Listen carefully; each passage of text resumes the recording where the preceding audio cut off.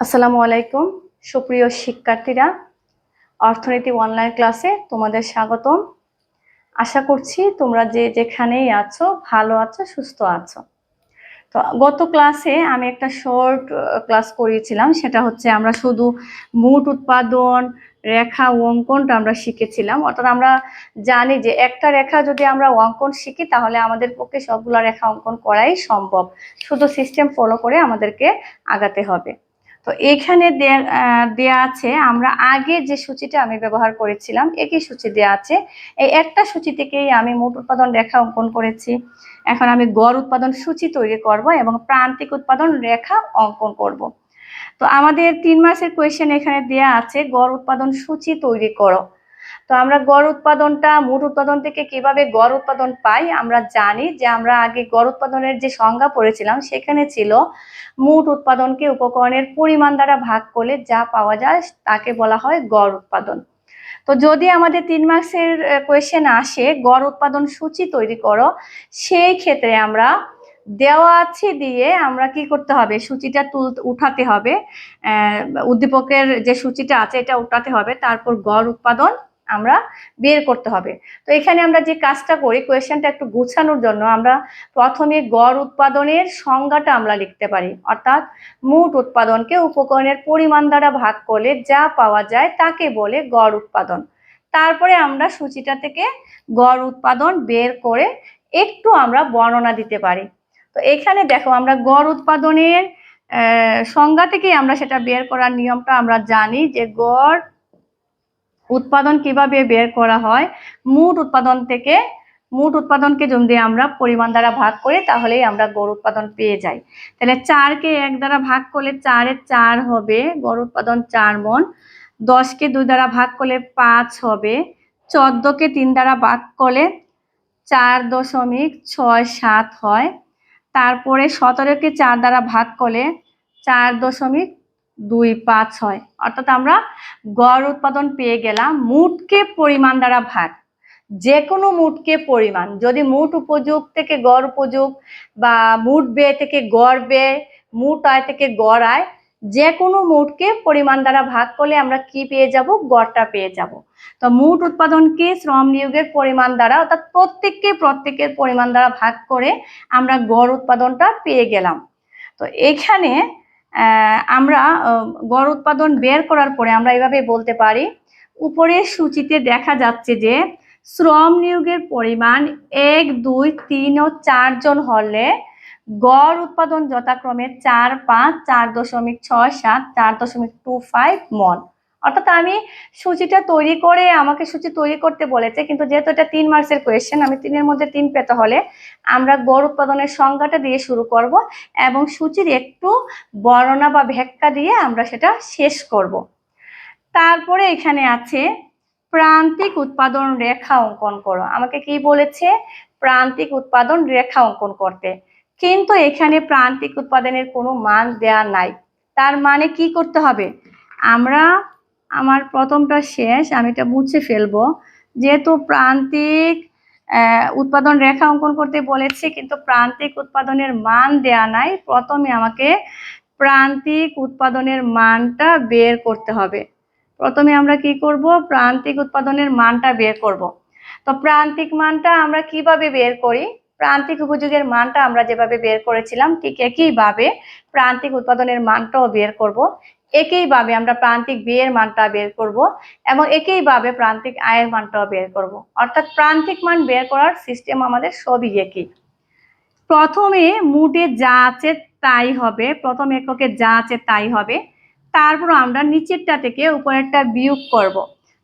10 থেকে 4 গেলে 6, তারপরে 14 থেকে 10 গেলে 4, 17 থেকে 14 গেলে 3। এটা হচ্ছে আমার প্রান্তিক উৎপাদন।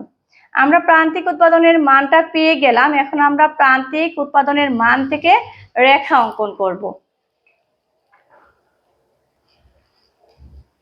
তো আমি এখানে রেখা অঙ্কন করার জন্য দুটো অঙ্ক নিয়েছি, অর্থাৎ আমি রেখা অঙ্কনের প্রাথমিক যে বিষয়টা সেটা আমি অঙ্কন করে ফেলেছি অলরেডি। তো আমরা জানি যেটা অঙ্কন করতে বলে সেটা সবসময় লম্বকে হয়, সে অনুযায়ী আমি প্রান্তিক উৎপাদনটা আমি লম্বকে ধরেছি এবং শ্রম নিয়োগের পরিমাণটা আমি ভূমিয়ককে নিয়েছি। তো আমরা আগের মতোই যে আমার শ্রম নিয়োগের পরিমাণ সর্বোচ্চ আছে 4, আমি 1 2 3 4 আমি 1 করে গ্যাপ নিব এবং আমরা এখানে দেখতে পাচ্ছি যে প্রান্তিক উৎপাদনের সর্বোচ্চ মান হচ্ছে 6। সেক্ষেত্রে আমি 2 করেও গ্যাপ নিতে পারি, 1 করেও গ্যাপ নিতে পারি। যদি 1 করে গ্যাপ নেই 1 2 3 4 5 6, 1 2 3 4 5 6। তো আমরা এখানে দেখো, আমি এখানে একটু, যেহেতু এখানে স্পেসটা কম, আমরা প্রান্তিক উৎপাদনকে মার্জিনাল প্রোডাকশন এমপি আমি লিখে ফেললাম।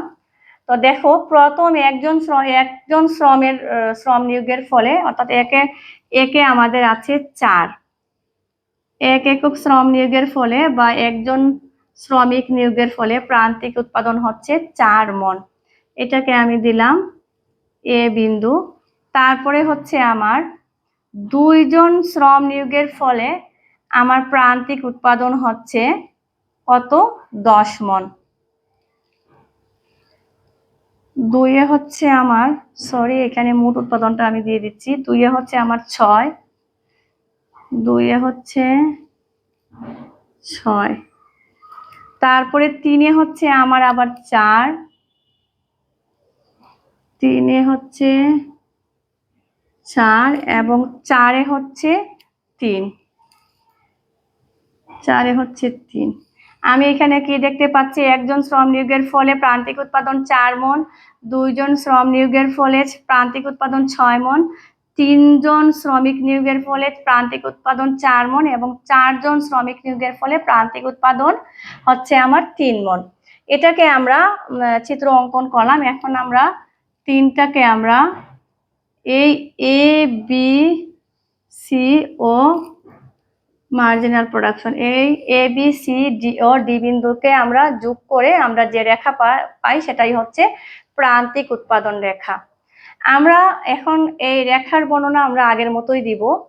উপরের চিত্রে ও এক্স ভূমি অক্ষে শ্রম নিয়োগের পরিমাণ এবং ও ওয়াই লম্বকে প্রান্তিক উৎপাদন ধরা হয়েছে বা দেখানো হয়েছে বা নির্দেশ করা হয়েছে।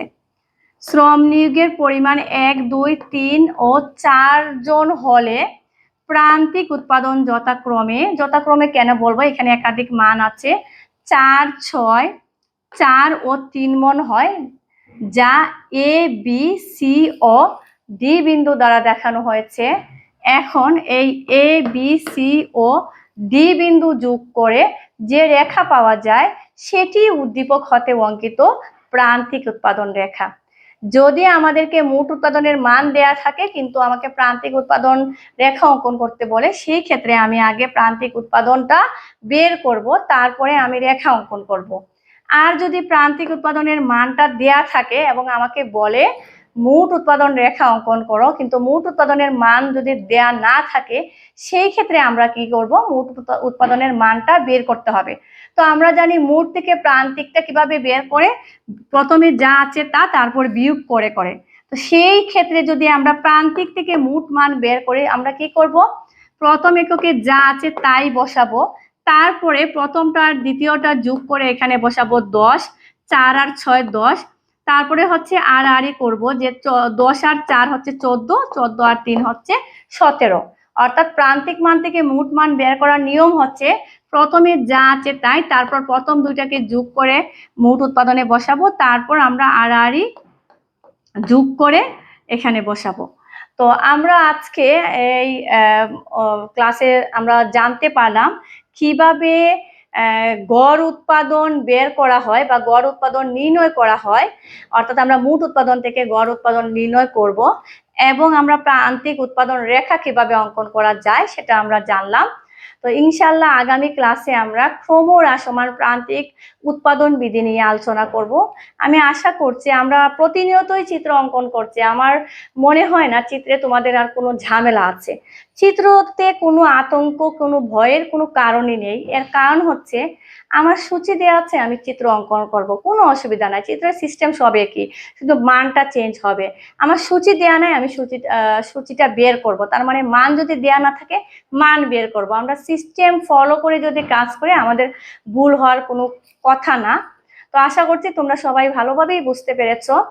তো আজকের মতো আমি এখানে এই ক্লাসটি শেষ করব। ইনশাল্লাহ পরবর্তী ক্লাসে আবারও তোমাদের সাথে দেখা হবে। সেই পর্যন্ত তোমরা সবাই ভালো থাকবে, সুস্থ থাকবে। আসসালামু আলাইকুম, আল্লাহ হাফিজ।